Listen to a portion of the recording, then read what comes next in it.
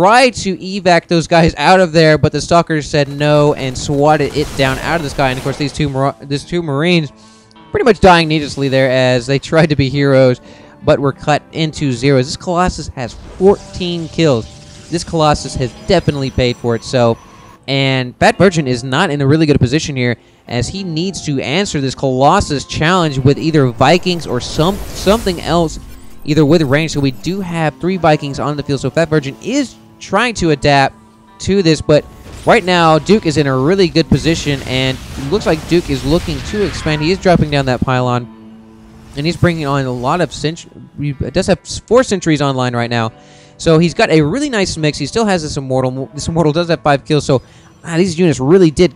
I mean, Fatvirgin lost a lot there. Let's go ahead and look at the loss tab. Yeah.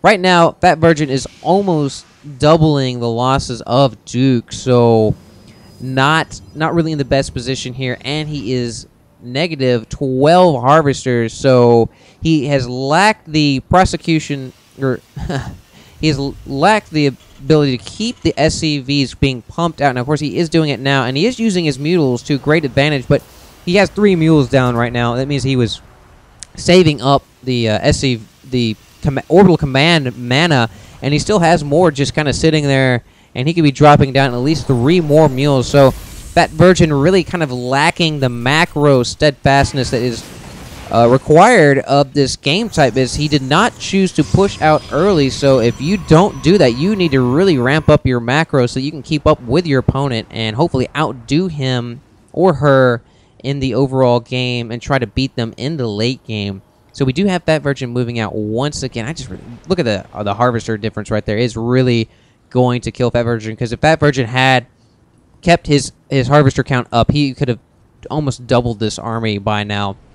And then we can take a look at the production tab. We do have level 1 upgrade coming for the ground units, for the infantry units, and we do have the combat shields coming on for the Marines. So these Marines are going to be getting that extra HP, which will make such a difference.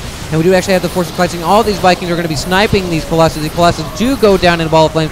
However, we see great force fields coming down on all of these sentries.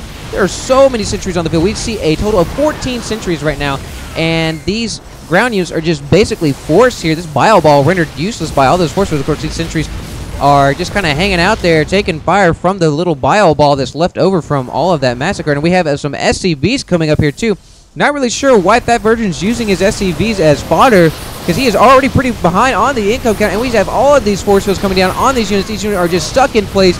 All these units will die from all of that. Of course, we did see the Vikings take out all of this Colossus, but there were just too many ground forces to make up for it. And we just saw that SCV charge like a boss, but he totally got cut to shreds, as there are so many sentries here.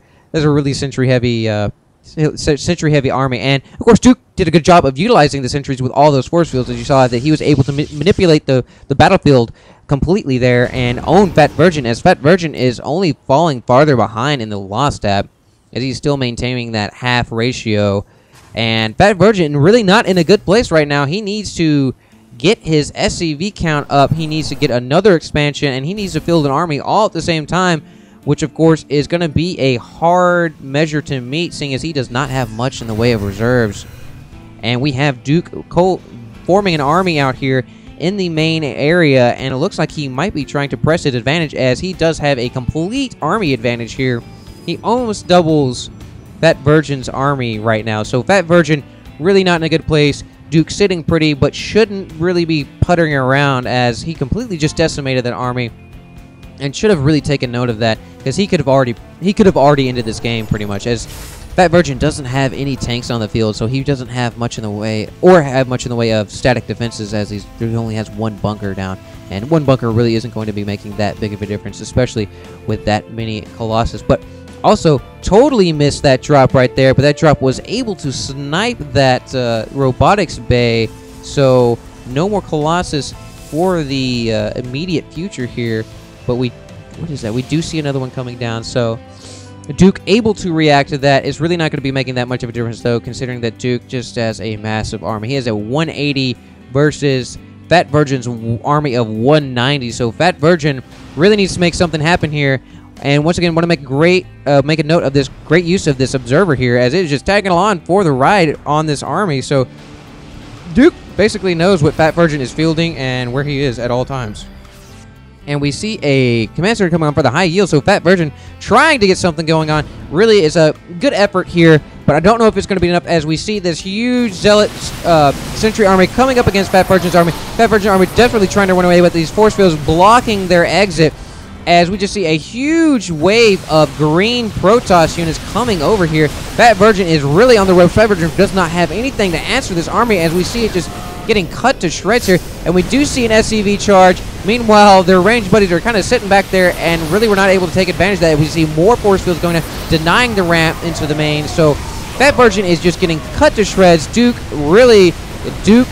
takes it right there, as you see Fatvirgin tap out and really just nuking Fatvirgin there. In the end, Fatvirgin just really was not able to maintain an economy throughout the game.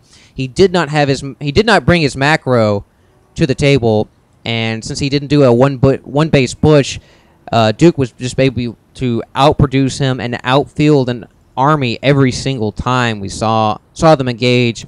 Pretty much Duke had him outgunned, and Fatvirgin did not withdraw any of those times, and basically lost his army every single time, so was never able to really catch up in army count. But either way, great game here. Duke ends up taking the series for the diamond level play, and he basically won the very first North American Weekly. So congrats to him. Congrats to Fatvirgin for getting second place, as he had to go through a lot as well, and he did do a pretty damn good job throughout this entire ordeal. So guys, thank you so much for watching this. We have a lot more coming, and as always, citizens, stay safe.